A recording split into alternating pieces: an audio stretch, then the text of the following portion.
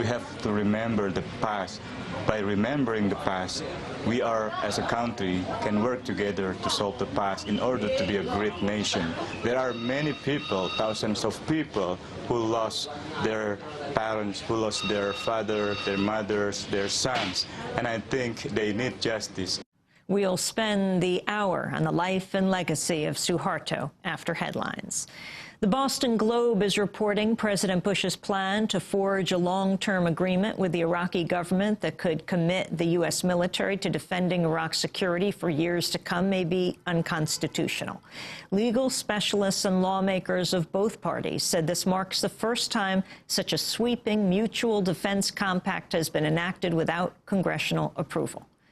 The New York Times has revealed the nation's top 2 American intelligence officials traveled secretly to Pakistan early this month to press President Pervez Musharraf to allow the Central Intelligence Agency greater latitude to operate in the tribal territories of Pakistan. According to the Times, Musharraf rebuffed the proposals of CIA Director Michael Hayden and Mike McConnell, the Director of National Intelligence. Instead, Pakistan and the United States are discussing a series of other joint efforts, including increasing the number and scope of missions by armed Predator surveillance aircraft over the tribal areas. In news from Afghanistan, an Afghan court has sentenced a 23-year-old newspaper journalist to death after he was accused of mocking Islam and the Quran. The journalist, Syed Perwez Kambaksh, was detained 3 months ago for distributing articles downloaded from the Internet which said the Prophet Muhammad had ignored the rights of women. He was accused of mocking Islam and the Quran, sentenced to death during a secret trial where he had no legal counsel. In other news from Afghanistan, gunmen have abducted an American aid worker named Sid Mazel in Kandahar. She worked as a staffer for the Asian Rural Life Development Foundation.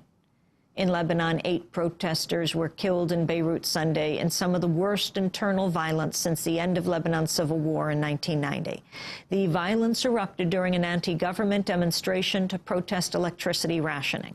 Cars were set on fire and major streets in Beirut were shut down.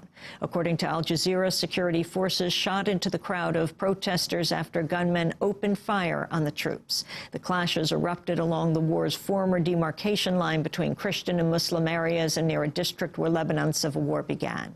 In an effort to prevent further violence, Prime Minister Fouad Siniora declared a day of mourning and ordered schools and universities closed. Meanwhile, in Gaza, Palestinians streamed home through the breaches in Gaza's border with Egypt Sunday as Egyptian authorities choked off supplies to the area and moved to restore control. Egypt has struggled to reseal the border and contain hundreds of thousands of needy Gazans who poured across after Palestinian militants blasted openings in the wall last week, the border to evade an Israeli blockade on Gaza. The Israeli newspaper Haaretz reports Egyptian security forces and members of Hamas have begun stringing barbed wire across some of the breaches in the border. In other news from the occupied territories, George Habash has died at the age of 82. He was the founder of the Popular Front for the Liberation of Palestine. To many of his supporters, he was known as the, quote, conscience of the Palestine Revolution. Palestinian President Mahmoud Abbas declared 3 days of mourning. This is Abbas's aide, Nabil Abu Ridaina. Without a doubt, the passing of the historical leader, Dr. George Habash, is a big loss for the Palestinian people. Dr. Habash was one of the leaders of the Palestinian Revolution. He is one of the Palestinian people's biggest heroes, and he was one of the people who began fighting while still young for the freedom and independence of the Palestinian people. The PFLP gained international notoriety when the group simultaneously hijacked 4 Western airliners in 1970. The aircraft were blown up in the Middle East after passengers and crews disembarked. In news from Washington, Attorney General Michael Mukasey announced Friday he does not plan to appoint a special counsel to investigate why the CIA allegedly destroyed hundreds of hours of videotapes showing the interrogation of 2 prisoners. During the same news briefing, Mukasey again refused to say whether he views waterboarding as a form of torture. A group of Iraq War veterans and peace activists protested outside the Canadian embassy in Washington Saturday, calling on the Canadian government to allow hundreds of U.S. war resistors to remain in Canada. Protests were also held in over a dozen U.S. and Canadian cities as part of a day of action dubbed Let Them Stay Day. The protests were organized to urge the Canadian government to make it possible for U.S. war resistors to obtain permanent Canadian resident status. In November, the Supreme Court of Canada refused to hear appeals from Jeremy Hinsman and Brandon Huey, who sought refugee status on the grounds of their opposition to the war in Iraq. Max Diorio of the group Courage to Resist said, quote, "We believe these war resistors should be allowed a safe haven from persecution on the basis of resisting an illegal and immoral war and occupation."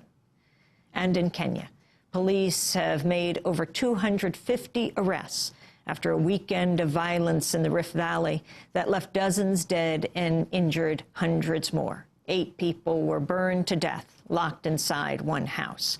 More than 800 people have now died since the disputed December presidential election. On Sunday, former UN Secretary-General Kofi Annan met opposition leader Raila Odinga to try to resolve the month-long crisis. Annan said the conflict in Kenya is much broader and deeper than an electoral problem. He called for an investigation into the widespread abuses that have been committed over the past month. We saw gross and systematic abuse of human rights of fellow citizens, and it is essential that the facts be established and those responsible held to account. And those are some of the headlines. This is Democracy Now!, democracynow.org, The War and Peace Report. I'm Amy Goodman. Suharto is dead. Indonesia's